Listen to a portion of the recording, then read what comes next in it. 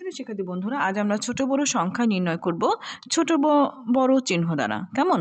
তো আমরা এখানে দেখতে পাচ্ছি 4 অঙ্কের সংখ্যা, এখানে 3 অঙ্কের সংখ্যা। তাহলে যখন বেশি অঙ্কের সংখ্যা হবে সেই সংখ্যাটি বড় হবে, তখন আমরা বড় চিহ্ন ব্যবহার করব। এরপর দেখতে পাচ্ছি আমরা 4 অঙ্কের সংখ্যা। এখানে আমরা হাজারের ঘরের সংখ্যাকে আমরা তুলনা করব। এখানে হাজার আছে 2, এখানে হাজারের 2 সমান। এরপর আমরা শতকের ঘরে এখানে দেখতে পাচ্ছি 1, এখানে আছে 2, তাহলে 2 বড়, তার মানে এই সংখ্যাটি বড়। এরপর আমরা দেখতে পাচ্ছি 4 অঙ্কের দুইটাই 4 অঙ্কের সংখ্যা।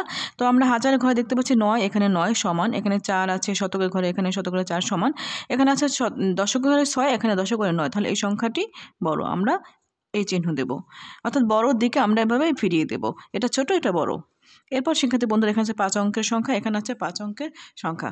দেখা যাচ্ছে 5 অঙ্কের সংখ্যার মধ্যে আমরা যদি অযুতের অঙ্ক দেখি, অযুতের অঙ্ক এখানে আছে 1, এখানে আছে 1 সমান, এখানে আছে হাজারে 3, এখানে 3 সমান, এখানে আছে শতকে 7, এখানে আছে শতকে 6, তার মানে শতকে 7 আছে, তার মানে হলো এই সংখ্যাটি বড়, আমরা বড় চিহ্ন দেব।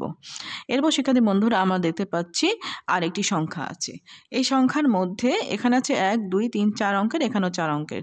তো এই সংখ্যাটা তোমরা তুলনা করে বলো কোন সংখ্যাটি বড় হবে। এটা তোমাদের বাড়ির কাজ রইল। ধন্যবাদ।